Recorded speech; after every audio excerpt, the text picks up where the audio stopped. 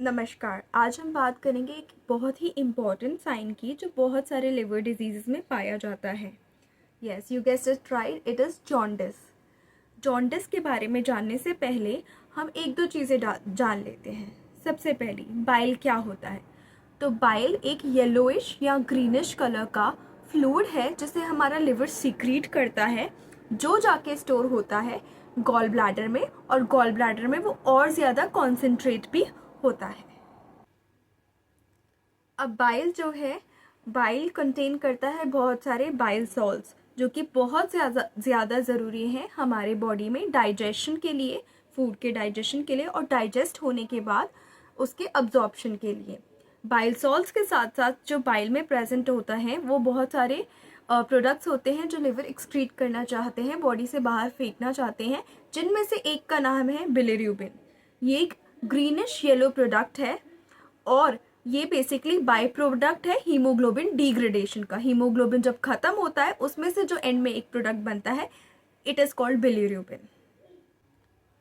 तो बेसिकली जो red blood cells का लाइफ स्पैन होता है वो रफली 120 डेज़ होता है। उसके बाद 120 डेज़ के बाद वो बहुत ज़्यादा फ्रेजाइल और वीक हो जाती हैं सर्कुलेटरी सिस्टम में फ्लो करने के लिए।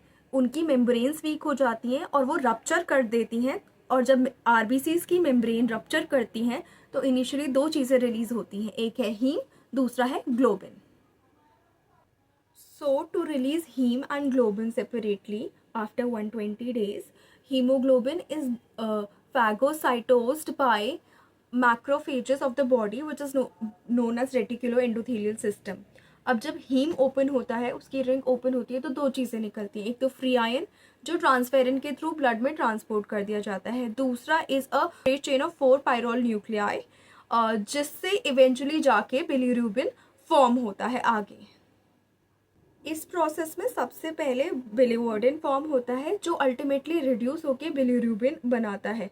बिलिरुबिन जैसे ही फॉर्म होता है वो प्लाज्मा में रिलीज कर दिया जाता है and then this bilirubin binds with plasma protein such as albumin और उसके साथ वो जाके फ्लो करता है। इस स्टेज में भी जब वो एल्ब्यूमिन के साथ बाइंड हुआ है उसको भी फ्री बिलिरुबिन ही कहेंगे।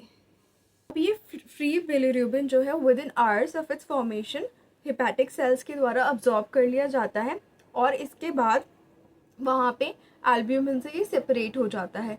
अब जो बिलिरुबिन बचा वो कॉन्जुगेट करेगा, 80% of it would conjugate with glucuronic acid to form bilirubin glucuronide and 10% would with combine with sulphate to form bilirubin sulphate, और जो बाकी 10% बचा है वो बाकी चीज़ों से कंबाइन करेगा।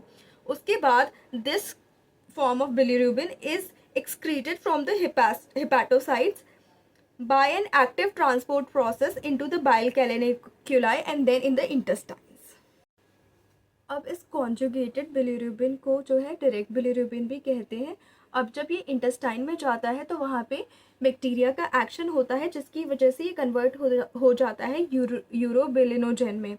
उसके बाद कुछ परसेंट ऑफ यूरोबिलिनोजन वापस ब्लड में चला जाता है और रीअब्जॉर्ब हो जाता है।